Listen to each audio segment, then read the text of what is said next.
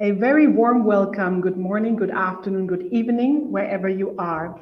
It is with pleasure that I welcome you to this ECHO Humanitarian Talks forum session that looks at the power of local markets in fragility. We're here today with a number of speakers from very different contexts. My name is Catherine Tage. I work for World Vision International as the Global Cash and Voucher Programming Director. And on the panel co-moderating with me, you will see later my colleague Maya Asaf-Horstmeier, who is the Peace Building and Fragile Context Program Director for World Vision International. So we have this panel, which is co-hosted with the CDA, the Collaborative Learning Group, in order to explore with you and many of the different speakers the intersection of local markets, fragility, as well as the opportunity to create more social cohesion. As you know, in this world, we currently live in increasing fragility with multiple crises, whether from climate change impact, induced drought, floods, internal displacements, conflict-related population displacements, as we see right here in the Ukraine crisis. I'm currently actually at the Polish border, as well as a number of other simmering and protracted crisis factors that actually put people into a state of very high vulnerability. Context and market analysis often overlooks how community members, traders, beneficiaries, or clients, customers of different possibly conflicting groups interact with one another and influence local market dynamics. This challenge in market analysis is compounded by a lack of systematic snapshots of current and changing humanitarian contexts that have conflict and phases of fragility. In addition, there are gaps to understand the interconnectedness of these market supply and demand issues of ongoing intercommunal and intra-household conflict, as well as the dynamics that inhibit the effectiveness of market-based programming to address vulnerable groups' survival and recovery needs. So, as we do with humanitarian cash and voucher assistance and many other local market-based humanitarian intervention support, we really feel that it is important to not only monitor changing dynamics and identify particular trends and challenges in a context that warrants adaptive programming and specifically integrating immediate humanitarian needs, so to survive, building stability and capacity of the local community that's affected and also that is part of the marketplace, so to adapt, and addressing root causes and transforming communities to thrive where possible in order to enable resilience building in fragile contexts. While we see that this intersection of local market analysis, rapid market assessment, and using local actors and enabling local actors much more to help address current crises, we also see that we need to look at early warning indicators of conflict dynamics that change and actually influence market behavior. And that market behavior is not only in relation to cost and price fluctuation, hyperinflation issues, and other more overall context issues, but it is also impacting each individual and the individual's interaction with the marketplace and vice versa. So, in this session, we will look at the experiences of some of our field colleagues in Colombia as well as in the Philippines, and also we hear private sector voice on how they operate in fragile contexts from a financial assistance, financial inclusion perspective. And we will also hear the voices of experts from an overall peace building perspective. What does it mean in terms of stability and social cohesion among different community groups? World Vision has developed this COSMAT tool, which is a conflict-sensitive market analysis rapid assessment tool for field frontline practitioners, and we have tested it in multiple contexts, including in Afghanistan and Colombia. There are 4 steps to the process, and one is obviously understanding the context, analyzing the proposed interventions, reflecting on our own organizations and partners' roles, including government, parties to the conflict and so forth, and obviously local market actors' role in this, and how to actually leverage do no harm approaches, developing action plans and use that information. We have not reinvented the wheel with this. We have just basically tried to bring together different tools that are actually already existing in the interagency humanitarian and development community. For example, the IPACs and GCAR, and making sense of turbulent contexts tools, and for sure the do no harm approach, as well as the rapid market analysis tools that exist in the cash transfer and market-based programming space. So without further ado, I would like to hand over to the first panelist, and I would really appreciate if we can put questions into the Q&A chat box, as you see on the live stream, and we will come to your question for sure at the end of the session. So over to Jose Alberto Hinao. He is actually World Vision Colombia's MEAL manager, Monitoring, Evaluation, and Learning Manager. And he has been accompanying the process of rolling out this tool in the Colombia-Venezuela crisis response context. Over to you, Alberto. Thank you. Thank you, Catherine, and kind regards to everyone. I want to share with you our experience in Colombia. Colombia is a country in South America with 50 million inhabitants. Our currency is the Colombian peso with a small but continuous devaluation. €1 is equivalent to 4,100 pesos. I will focus in two lines. The first one on the complex context in which we live and work in Colombia, and the second, the experience with COSMAT, Conflict-Sensitive Market Analysis Tool. The complex context in which we live and work in Colombia, three situations. The first one, the migratory crisis. As you know, almost 2 million migrants and refugees have crossed the border from Venezuela into Colombia in the last 4 years. The need for food, livelihoods, housing, employment, health services, and education have guided humanitarian assistance and state public policy. Access to food and housing has been made by transferring cash or delivering vouchers, boosting the local market. The lack of valid identification documents has been a factor of vulnerability for the migrant population, since without them, their migratory situation is irregular, and consequently, their possibility of accessing employment, justice, the health system, college education is limited. The regularization of the migratory status is a necessary step for stabilization and social integration. Since the previous year, the national government has been implementing the Temporary Protection Statute for Venezuelan migrants, which grants a valid identification document that change their migratory status to a regular for 10 years, allowing access to a set of services and programs. Currently about 700,000 migrants with a perspective of reaching 1.6 million. This decision makes it possible to strengthen migrant producers who have created restaurants, barbershops, and trade business, and favor Venezuelan workers so as not to be exploited with substandard wages. The general economy is benefited. However, there are challenges in social integrations as discrimination and cases of xenophobia persists. The second one, the COVID-19 pandemic and growing poverty. Since 2020, there have been 139,000 deaths in Colombia. In addition to the human losses, the situation of poverty was aggravated by the loss of formal jobs and a drastic reduction in income for informal jobs. In 2020, poverty reached 42.5% and extreme poverty 15%. In 2021, the unemployment rate was 13.7%. Inflation in 2021 was 5.6%, the highest in 5 years. The poorest household bear the brunt of price hikes, which have been noticeable for food, rent, electricity, and water costs. In 2022, inflation has continued to rise due to the international conditions of war in Ukraine.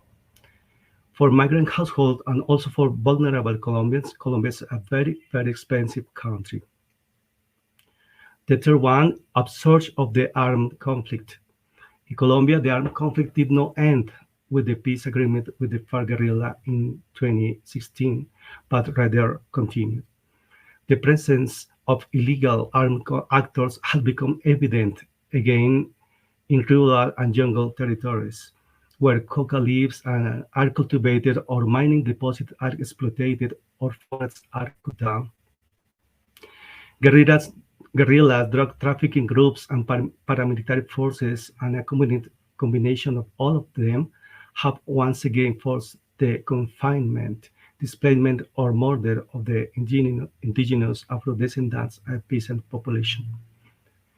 In 2021, the forced displacement of population grew by 180% compared to 2020, affecting 73,000 people nationwide, 13,000 of them under 18 years of age.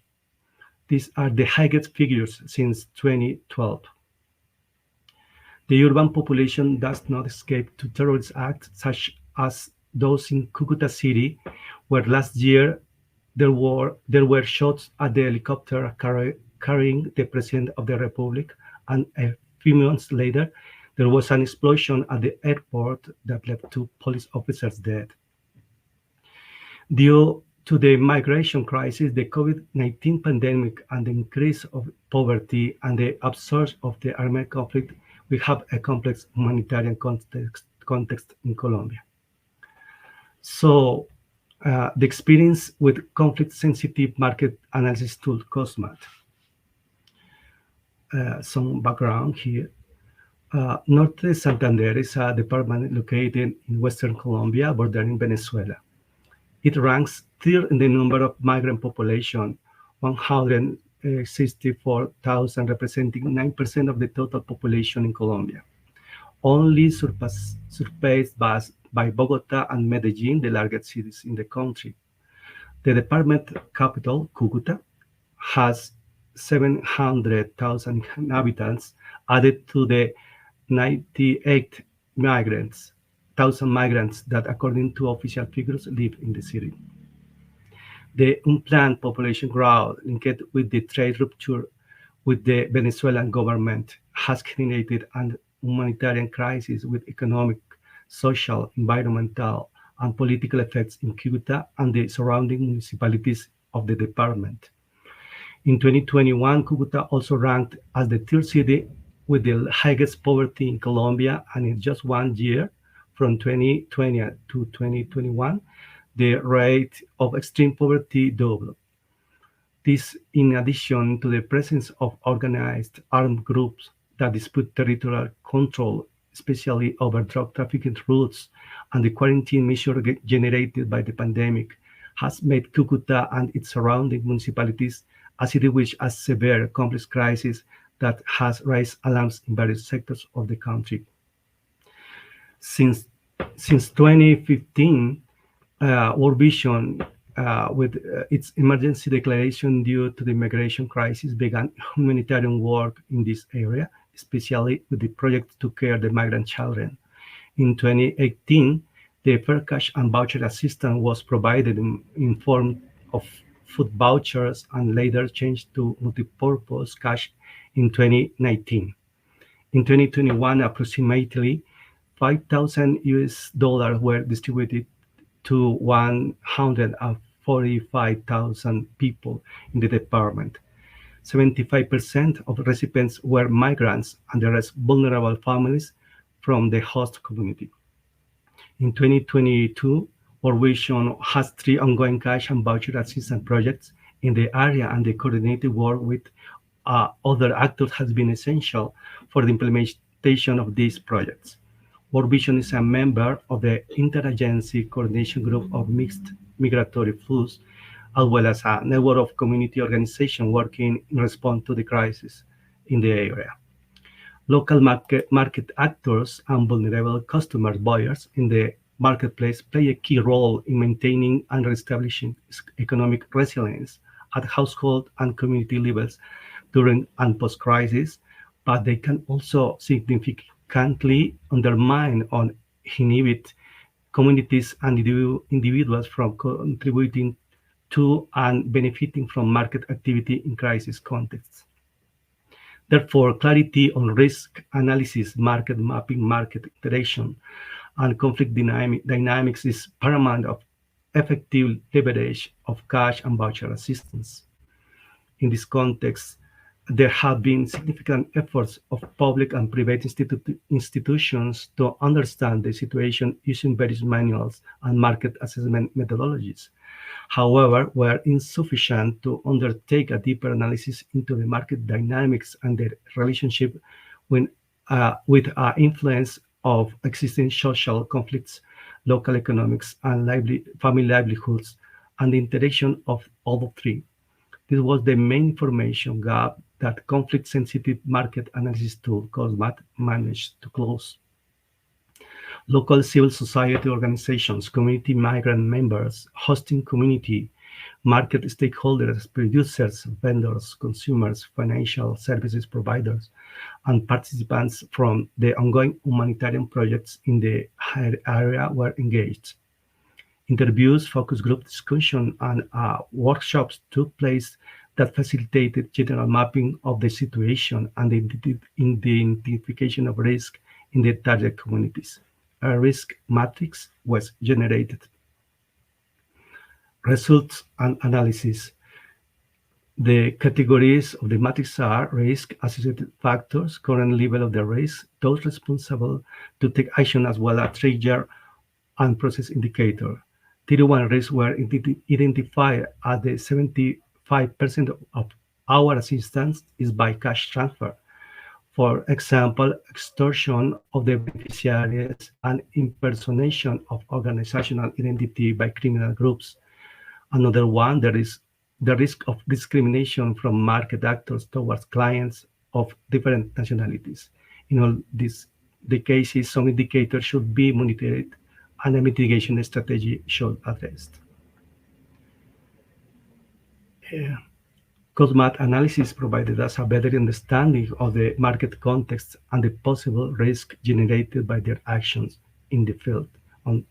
Furthermore, it has helped to inform the needs assessment exercises conducted periodically in the areas of intervention and highlighted key risks and issues that require additional advocacy efforts. Participation of social civil organization actors in the context analysis became a priority for the teams in the field due to their support in identifying relevant warning signs, trigger thresholds, and mitigating actions. Thus, this was our experience, and it was a pleasure to share with you.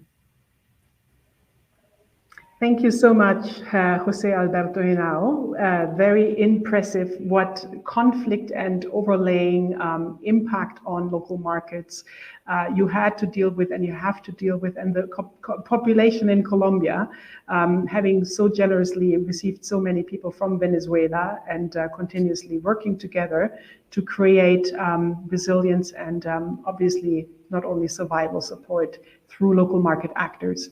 We come now to the Philippines. So from Colombia to the Philippines, that's quite a jump. In the Philippines, as you know, there have been over many years often challenges with rapid onset natural disasters like cyclones, very, very frequently, earthquakes and other challenges. But besides that, also in some places in the Philippines, in southern Philippines, for example, there is ongoing community conflict and other factors that feed into or fuel ongoing community dissatisfaction and engagement of armed actors. This is actually, unfortunately, a protracted crisis. So now we will hear from a local market actor, actually Mrs. Jubilin Abubo. She's the local business representative and area program manager from Express Maguindanao in the Philippines. It's a pre-recorded video because our colleague could not log in from her current location. And after this, we will hear from Ms. Ligaya Munez. She is the officer in charge for the Humanitarian Emergency Affairs Department of the Philippines Foundation in Philippines. So maybe we could play this pre-recorded video and then over to Ligaya. Thank you. Ang Palawan Pawn Shop, Palawan Express Pera Padala ay very accessible dahil nasa 3,300 branches na tayo nationwide. Okay. Ang mga challenges na kinakaharap ng Palawan Pawn Shop, Palawan Express Pera Padala branches, yung sa Marawi, nag-stop kami ng operation na few months lang din kung kailan na safe na yung area bago kami bumalik. So, para din sa safety lang din ng mga empleyado at pati na rin yung mga customer. Nangyari yung siege sa Marawi, sir. May mga customers kami from Marawi na yung iba nagsilipatan dito sa Cotabato City. Kasi may mga customer kami sa Pasangla na ang address na nilalagay nila ay from Marawi. Then, ganun din po sa mga nagpapadala. So, ang address rin na nilalagay nila ay from Marawi. Yung nangyari naman sa Dato din sinswat namin, yung Dalican branch, na may nagbarilan doon, sir. Bale, ang ginawa namin, pinastop muna yung operation dahil ngayon nga, 4 na daw ang patay. So, para na rin sa kapakanan din ng ating mga empleyado, sir. So, stop operation, pero saglit lang naman, ina-assess din yung situation. Pag okay na situation, pwede naman na mag-operate ulit yung branch. Yung time ng pandemic, depende kasi sa LGU. Okay. Kung saan yung branches namin, depende sa LGU kung ano yung mga protocol nila. Tulad dito sa Cotabato City, nakaranas kami dito ng close every Sunday.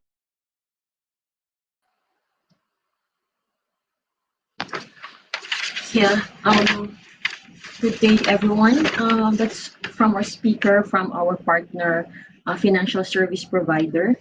World Vision have engaged them for years now in our humanitarian responses. Through the years, we also have learned to try to understand the context where we are working. We, as mentioned earlier by Catherine, World Vision, in our work, especially in Mindanao, where you have protracted crisis, we have used, in our assessments, we have used macro assessment context analysis, and we identified traders and business as market players through the years that are affecting the way we work. No? And recently, we had this experience where we have the Marawi crisis in 2017. We did cash-based programming and then assisted IDPs, the one mentioned by our partner, Palawan Pera Padala, who have helped us a lot in facilitating the assistance to the beneficiaries. But recently, we have our project in Maguindanao where we tried to integrate COSMAT as a tool in our humanitarian needs assessment. Actually, it just happened, it just finished a few months back. We just finished the report. And we integrated COSMAT in assessment, trying to see how we better analyze and how the context will affect our work, because we have existing projects in Maguindanao, and how does that relate to our work in terms of child protection. Normally, when we do rapid assessment, we identify whether the market is functioning or not.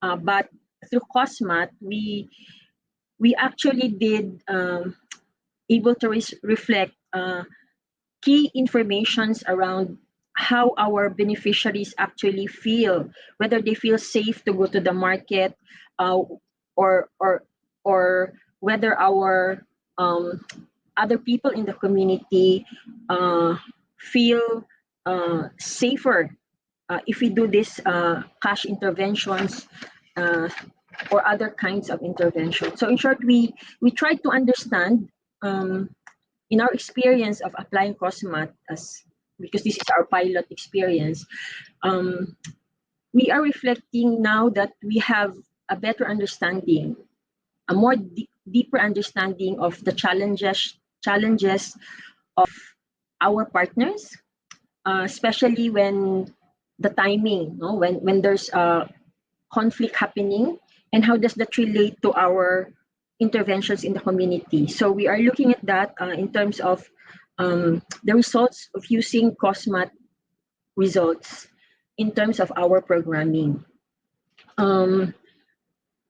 So part of the result of the recent COSMAT indicate that a lot of our children, the key needs of the families, they're coping it through they cut their family meals, and then because they don't have enough resources. So normally we try to support them through that, but we need to understand where to find the supply, no? How you will support them, and then what are the modalities of assisting them. So in short, what I'm trying to say is that based on this recent experience of using the tools, quite helpful to inform us what intervention or how do we adapt in a situation where now you have market functioning, but in a little while, maybe you will have, there's a conflict that occur. So understanding the dynamics, no, and how these financial service providers operate, understanding the scope of their work, where they are located and where our community are located is very, very important. The location and how does that affect our project activities? When do we organize? When do we schedule our activities? Whether people in the community feel safe to work with us in terms of our cash programming. So this is very critical for us. So why we are continually engaging them. So in terms of the lessons that we learn, I would say as we reflect on the results of our assessment using COSMAT, one of the key reflection or learning that we have is really to recognize that humanitarian agency like World Vision, like us working in the communities, we are during times of crisis, we are ourselves actors in the market. So we interact with the communities interact also with our traders and financial service providers. So influencing that dynamics is very important if we will use cash programming and leverage the advantages of or the strength of our FSP to be able to deliver assistance to our communities, or not to deliver through them, or find other ways to deliver.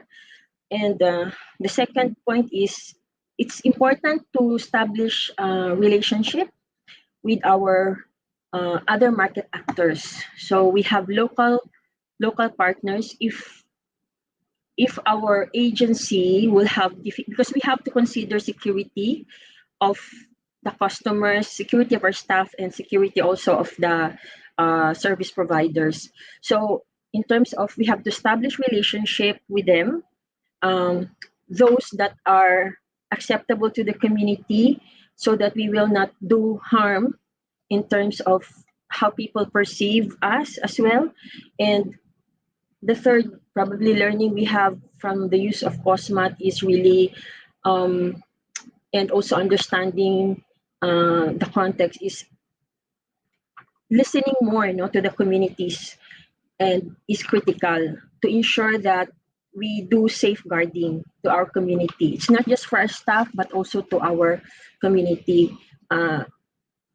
Our FSP providers, because we engage with them, we orient them about safeguarding, and they also are trying to, we influence them, so they're also trying to ensure that when they do assistance, they also ensure safeguarding for the community, for their staff, and for the customers. It's really important to understand the functionality of markets, the challenges, so that we will be able to identify appropriate intervention, helping communities to be able to live more peaceably.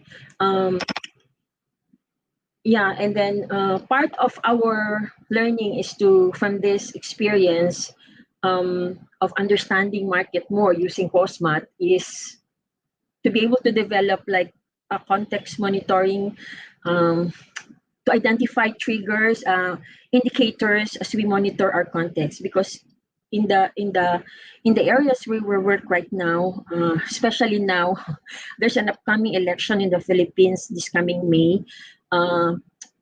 Mindanao is an area where a lot of criminal conflicts happen, and also it's an area where you have militant, like fundamentalist groups who are which the current administration and other also call them ISIS.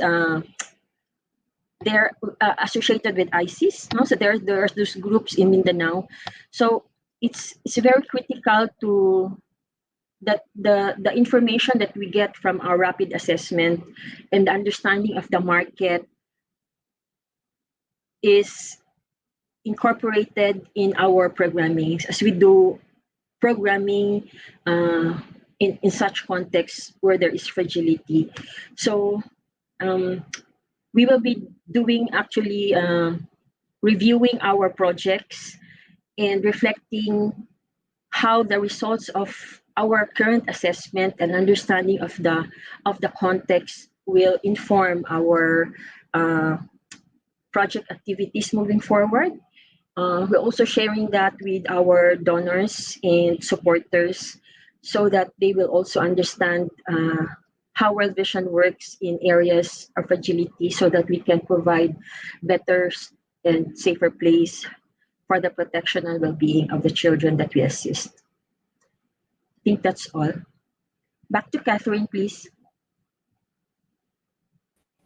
Thank you so much. Fantastic to hear your experiences and understand more this very complex environment in which you are implementing programs through partners, and also to hear from Palawan Peran the indication of what they need to do to safeguard their staff if they're doing financial transactions, mobile money transfers to conflict-affected populations in some contexts. Thank you so much for this, Ligaya.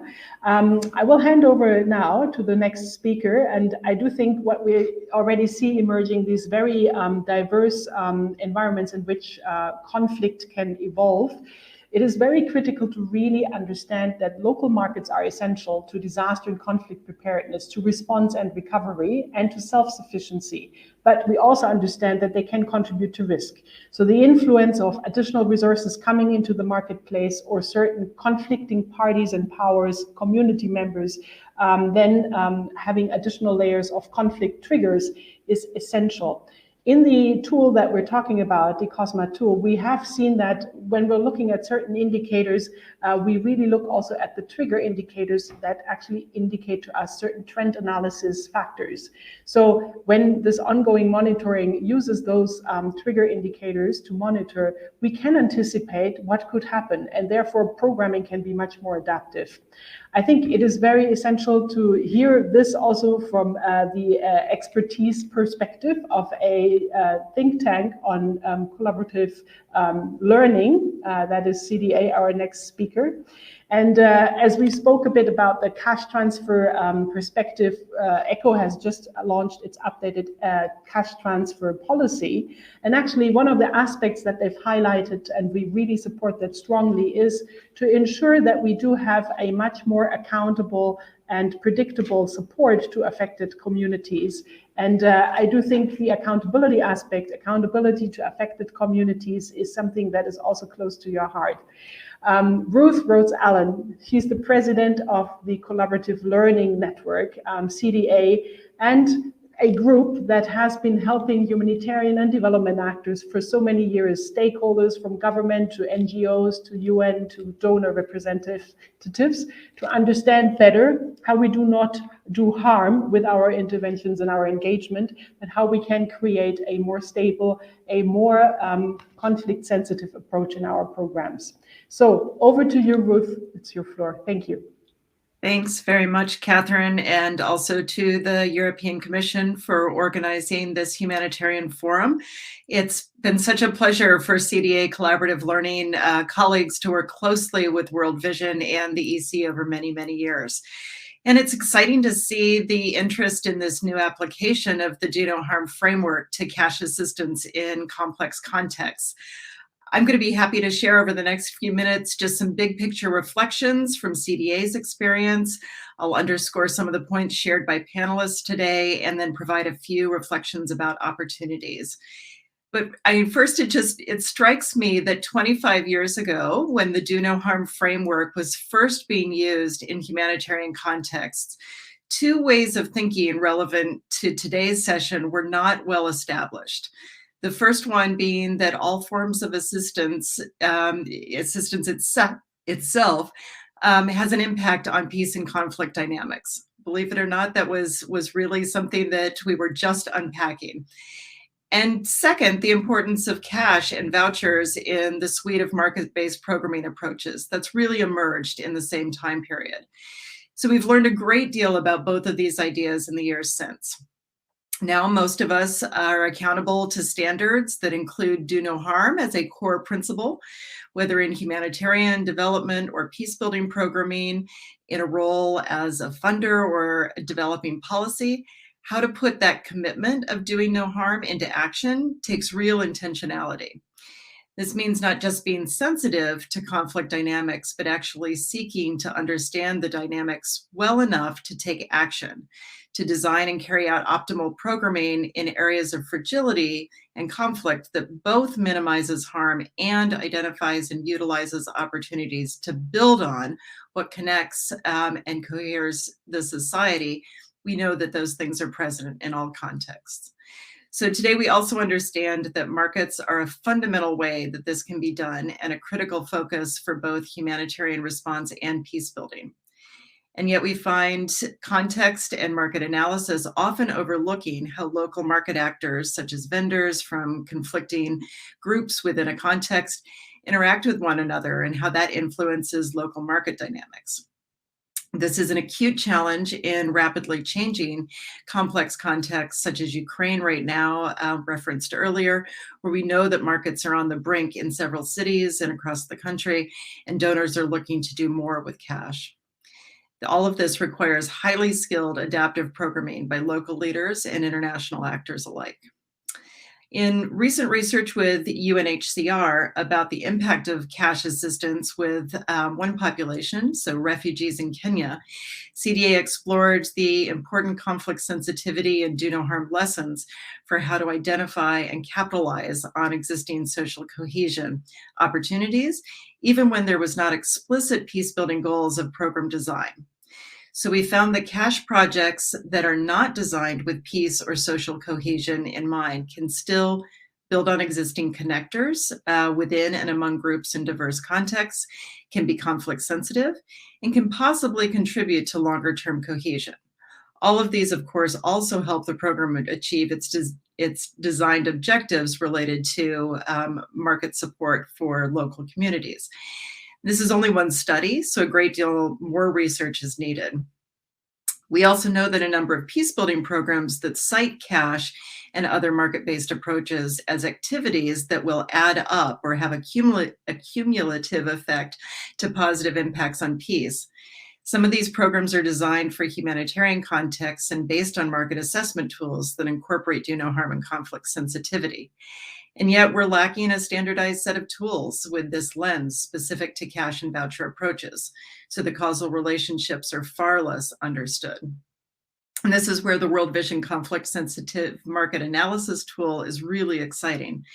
There are a number of points that stood out to me from the panel colleagues' experience piloting the tool that really resonate with CDA's experience. So first of all, just the role of trust in local humanitarian actors. The Do No Harm framework as a planning and adaptation tool relies heavily on contextual understanding in which people from and working in community define connectors and dividers and the relationship and those relationships to be effective. So in Colombia, we heard that this has been a hallmark of the work with migrants, refugees, and local market actors meeting the humanitarian crisis on the border with Venezuela. Such insights also help understand the details of programming, the why, the what, where, when, by whom, for whom, all of those details that are core to the Do No Harm approach, as well as implications of resource transfers and the known or implicit messages sent by cash and voucher approaches. Those details from Mindanao were well noted by Ligaya.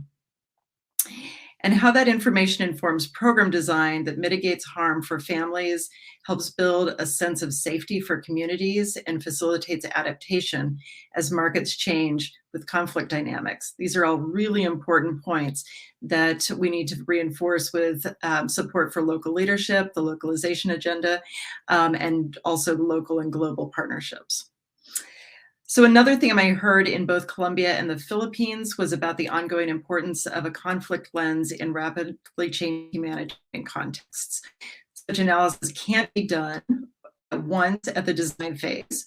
It needs to be part of early warning systems and program teams' processes at every stage of the project cycle. This helps to manage new divisions and leverage new opportunities so that program outcomes are achieved today and local capacities for peace are strengthened for tomorrow. Once again, this is about anticipating, planning, observing, adapting, and then planning for the next efforts, as well as taking the time to share lessons across communities within an immediate response area, as well as with global colleagues to learn from this adaptation. So it's exciting today to be hearing from both two very different environments in Colombia and the Philippines. So this brings us to sort of my last observation from the speakers today about who is well placed to do conflict sensitive market analysis and adaptation. So we find again and again the need to invest in the skills of staff in building the system and in building the systems for them to share information and analysis. Our experience says this is true not only for program staff or others that are interacting directly with communities, but also for support functions such as finance, who are essential for cash approaches, and also for leadership to help set the culture and the systems for their teams to be both equipped to put the skills and systems to best use and to be accountable for doing so. This is really complex stuff, but it sounds like the experience with the COSMAT tool, including the action planning in both Colombia and the Philippines, is a really great step toward aligning market performance and conflict analysis. And just in my own review of the COSMAT tool and listening to the experiences today, there are a couple of opportunities that stand out as the tool and approach are further developed. One is to integrate the guidance related to accountability to affected people, affected populations, as Catherine noted at the outset. So specifically building out some of the questions and potential indicators related to feedback mechanism. There were notes on this from both Colombia and the Philippines cases as well. So as World Vision and others are using the tool, thinking about feedback loops as data for how cash assistance is impacting local conflict dynamics and to build or deepen community trust. And then related to this as well is the use of the new and emerging research addressing humanitarian risk, which World Vision and many other operational INGOs are contributing to. We're really growing the evidence base for more nuanced understanding of the factors that enable strong risk management practices and the factors that contribute to harmful or ineffective risk management practices. All of these are directly related to the effectiveness of what cash can do in really complex environments. And as noted earlier, there's a strong rationale for a learning agenda that takes a more robust look at how the impact of cash assistance can contribute to social cohesion and other peace-building objectives in really diverse contexts with very different populations. And those lessons could be incorporated especially into the action planning phase of the COSMAT tool so they can influence actions taken both in the immediate term and in later stages of response and recovery to account for changes in inter and intra-group dynamics. So I'll pause there and very much look forward to the discussion. Thank you so much, Ruth Rose-Allen. Very, very deep insights and connections to other areas of humanitarian and development work when it comes to peace building, conflict analysis, and using local marketplaces to strengthen community cohesion. Wonderful. Thank you so much. I'm sure participants will have questions. So let me hand over to our colleague, the Director for Peace Building in Fragile Contexts in World Vision, Maya Asaf-Horst-Meyer, to pose some questions that have come through the chat to the participants, the panelists. We're a bit delayed, but maybe we have time still for a few questions. And also, if you have any question, we can take these questions offline and the panelists can respond via email if you wish. So over to you, Maya. Thank you. Thank you very much, Catherine. This is just to say, I don't see any questions as of now in the chat, but I'm sure they will be coming. But in the meantime, I would like to ask a question to our two panelists from the Philippines and Colombia. And this is more about looking forward. So I would really like to hear from both on that question. Ligaya and Alberto, what would you recommend to other humanitarian actors, government and private sector to enhance local market analysis and leveraging adaptive programming? Maybe I can go first. Go ahead, Ligaya. Yeah, maybe for the Philippines, we happen to be part of the cash working group. So our recommendation really is, but first is to share this tool with them, which more or less we have been sharing tools actually, and trying to have a more coordinated, like when we do assessments. So, but just for them to learn as well, and if there are opportunities for us to share the use of the tool, that is one. To encourage more deliberate and collaborative context monitoring for us, because we do work together, especially in Mindanao. We have a Mindanao Humanitarian team, so we communicate with each other and we monitor what's happening. But in terms of common understanding and applications to use, maybe we can actually use and share this one for the network of NGOs that are working there, and also for the local as well. Thank you very much, Ligaya, for these recommendations. This is really helpful. Alberto, can we hear from you and your perspective from Colombia, please? Yeah, thank you. I think from my point of view, the temporal statute for protection is an opportunity to give the migrants rights completely citizenship, Colombian citizenship.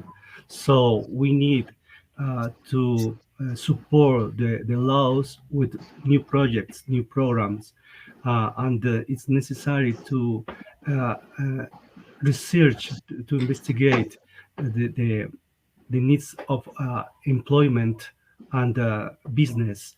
And the COSMAT is a good way to identify risk and needs. I think it's necessary to to give to the migrants more than a law, but programs with a budget. I have an addition, if Please I go may. ahead. Okay, we were talking about humanitarian accountability, and this COSMAT understanding market and also doing assessment. Maybe the intentionality in COSMAT of the way we used it, we tweaked it for the protection assessment. The intentionality of really hearing out from our communities, uh, how how the intervention like cash programming, uh, how they feel about it, whether it causes them to be more fearful, or they feel unsafe. That's I think for me that's one of the important important point that I learned personally from the use of the COSMAT, and something that we can take away as we do our engagement with communities. That's great. Thank you very much, Ligaya and Alberto. I can see a question in the chat, and I think this one goes for Catherine. Is the COSMAT tool available to share, obviously beyond World Vision? Catherine?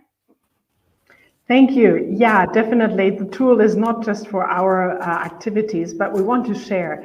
There is no full version yet public online. I've just shared a link. Maybe we can share that in the Slido so other people also can access this. But what we do have is the case studies. They are published on the World Vision website. And we do encourage for individuals, organizations that would like to test this to reach out to us so we can jointly map out how to best use the tool. As with many tools, it really lies with the local stakeholders and actors that understand their context best. So it is about maybe doing a very quick workshop. The tool itself is not very difficult, but jointly elaborating what we want to tackle, what crisis, what stakeholders are there, going through that mapping like in any do no harm analysis jointly, and then seeing and documenting how this tool can work. Because again, even with the tool itself, we do not want to create more tension, or we do not want to disturb already existing growing social cohesion, but we want to encourage that. And that requires a very involving and very transparent and also sensitive context approach. Thank you. Thank you very much, Catherine. I realize that we're a bit towards the end of our session. I don't see any other questions, so if you may, I have a couple of concluding remarks.